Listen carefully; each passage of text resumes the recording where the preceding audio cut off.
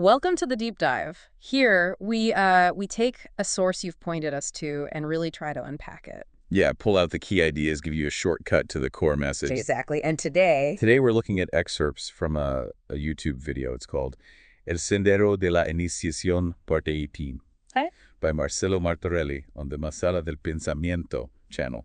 What have you sent this in? Right. And our sort of mission today is to explore this really intense inner journey the source describes. It's about a disciple right before something big happens. And what struck me straight away was the contrast. You get this like sudden, really deep sadness. Yeah, seemingly out of the blue. And then it shifts completely into this profound peace. It's quite a swing. It really is. And the source talks about this idea of a psychological death. Not literal, of course. No, not at all. More like a shedding of the old self. And this process, it seems, is presented as the key thing that happens before this big shift in perception. Leading to that peace and acceptance you mentioned? Exactly. So, okay, let's break it down. The disciple withdraws, maybe for meditation or something, and bam, the sadness hits. Right. And the source emphasizes that their ego just can't make sense of it. Like it's beyond their usual understanding. Totally. Their framework just fails. And what's interesting is how the source presents this low feeling. Yeah. It suggests this low vibration, this confusion, actually stops the disciple from seeing what's really coming. Huh. So the old way of thinking has to dissolve first. Kind of like that, yeah. Before something new can actually land. Okay, this is where it gets really interesting for me. The sadness, it's not just being down. It's called the last and most transcendental psychological death before a great quantum leap. Quantum leap, big words. Suggests a sudden, massive shift. Definitely. And then there's this paradox, feeling profound disappointment with the human condition. Right. But at the same time, feeling absolute acceptance of their own reality and huge gratitude just for being alive. How does that even work? Feeling both those things. Well, that holding of opposites, that feels like the core of it, maybe. It suggests, illusions are falling away. Right. Maybe the disappointment is seeing the limits of the ego, the everyday world. Right. While the gratitude comes from connecting to something deeper, beyond all that, like seeing with new eyes. I see. And then the master arrives on the scene, Elon. Yes. And his energy is described as colossal frequency vibratoria. Wow. Sounds intense. Yeah, and the aim is apparently to empty the disciple out emotionally. It requires a most demanding of emotional surrenders. Emptying out, that sounds a bit harsh, maybe. Well, maybe think of it less like punishment and more like preparing a space. Okay.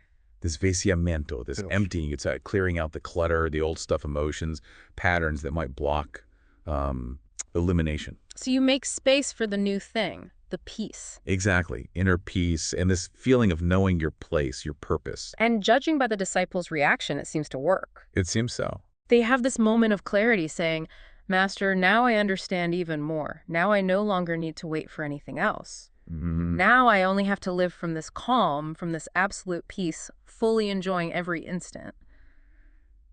That's a massive shift, isn't it? Huge. From seeking and waiting. To just being. Right. The sense of lack is gone. Everything needed is right here, right now. That seems to be the realization. And the master basically says, yep, now the encounter is inevitable. Which suggests this inner state, this realization, was the key. It aligned the disciple. He then advises the disciple, live with joy, live with fullness, live in love. Simple but profound guidance. And the source says this means the disciple passed the final test of the second initiation, moving towards the third, illumination. Yeah, so the test wasn't external. It wasn't about doing something. It was about being something, achieving that inner state. Precisely. The transformation itself was the marker of progress. Then there's this lovely image. They're under the stars, and there's this feeling that the future was already clearly defined in the vibrational field. Vibrational field. Interesting phrase. Maybe meaning their overall state, their energy. Could be. And the clincher is there were no more questions pending. That speaks volumes, doesn't it? Yeah. Like the need for intellectual answers just faded away. It points to a deeper kind of knowing. Intuitive. Beyond words. Right. And that idea of the future being defined vibrationally. It suggests our inner world really shapes our outer experience, like attracts like on some level. But even after all that deep knowing, The disciple asks one last question. Ah, yes, the human part kicks back in. Maybe. They ask, Master, when will I know that I am truly ready, that this encounter can materialize? That's that classic need for confirmation, isn't it? Like, just give me the date. Yeah. We all want that external sign sometimes. How do we know when we're really ready for something big? It's a great question. And the master's answer. It's really something. He says, basically, my brother, when you're truly ready, you won't ask that question anymore. You won't need words or external signs to confirm it. The certainty will be silent, deep, like a quiet river. Wow. You will simply live in fullness without expecting anything more than what the present moment offers you. That just reframes the whole idea of readiness, doesn't it? Completely. It's not about getting a certificate. No, it's an internal state, a deep, quiet knowing that doesn't need validation. It just is. And the disciple gets it immediately. The words resonate deeply. Which suggests they were, in fact, ready to hear it. And the final bit describes what follows. Just peace.